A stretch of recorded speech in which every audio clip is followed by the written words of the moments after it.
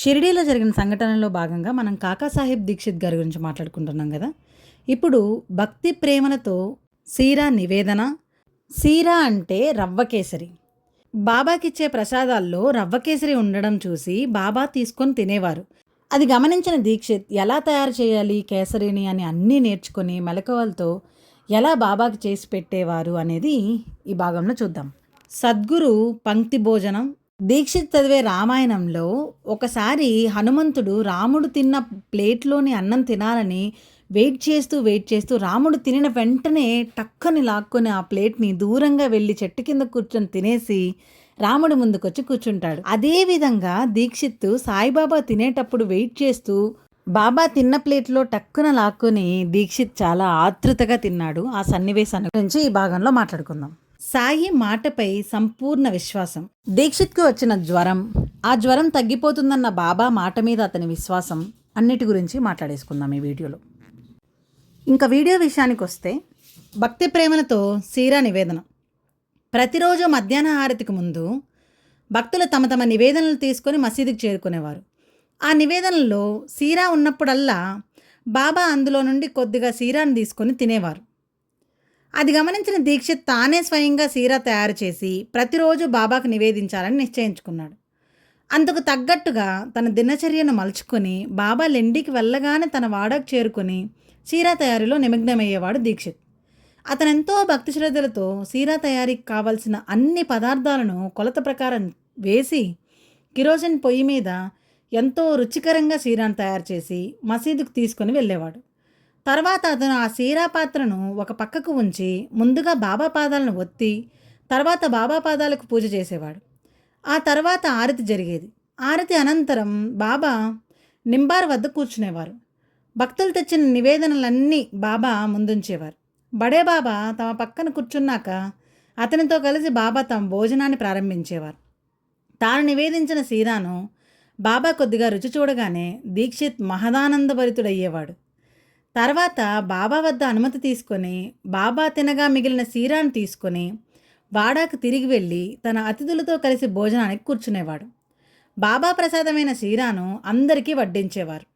ఈ విధంగా ప్రతిరోజు అతనెంతో శ్రద్ధగా చేస్తుండేవాడు. సద్గురు పంక్తి భోజనం గురించి మాట్లాడుకుందాం.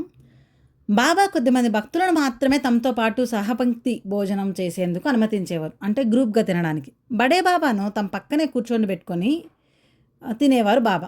అది చూసిన దీక్షిత్ గురువుతో కలిసి భోజనం చేయడం గొప్ప అదృష్టమని, గౌరవమని భావించి తనకు కూడా అటువంటి భాగ్యం దక్కాలని ఆరాటపడేవారు.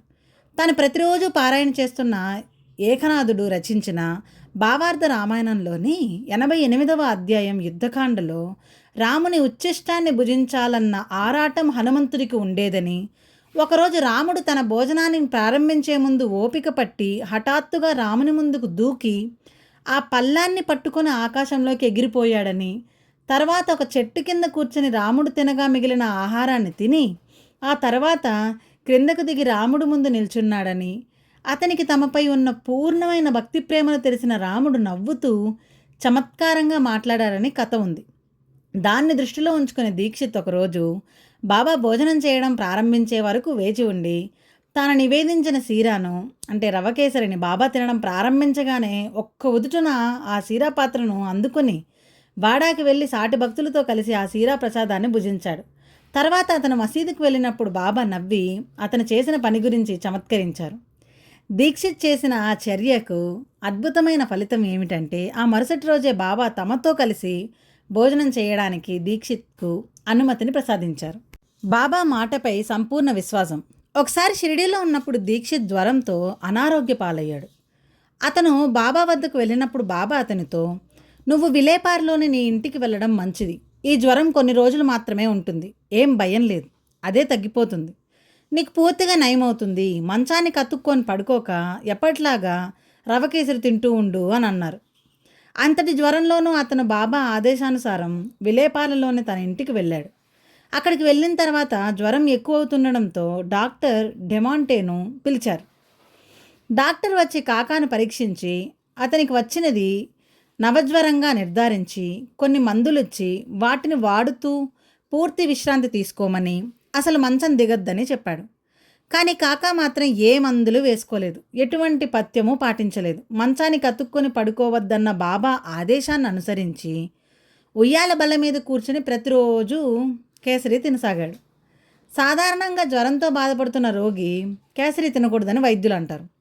అయినప్పటికీ అతను ఎవరి మాట వినక బాబాపై పూర్తి విశ్వాసం ఉంచాడు. అయితే రోజు రోజుకు జ్వర తీవ్రత ఎక్కువ కాసాగింది. ఎంతగా చెప్పినా తన సూచనలను దీక్షిత్ గాలికి వదిలేస్తుండడంతో డాక్టర్ డొమాంటో భయపడి తోటి వైద్యుడికి కబురు పెట్టాడు.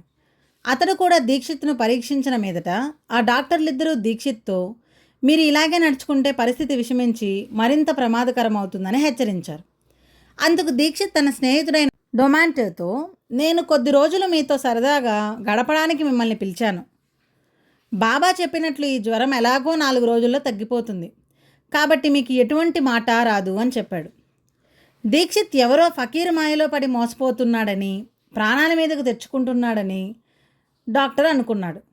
కానీ అందరూ ఆశ్చర్యపోయేలా ప్రమాదకర స్థితికి చేరుకున్న దీక్షిత్ ఆరోగ్యం అకస్మాత్తుగా 9వ రోజున తిరిగి సాధారణ స్థితికి వచ్చింది.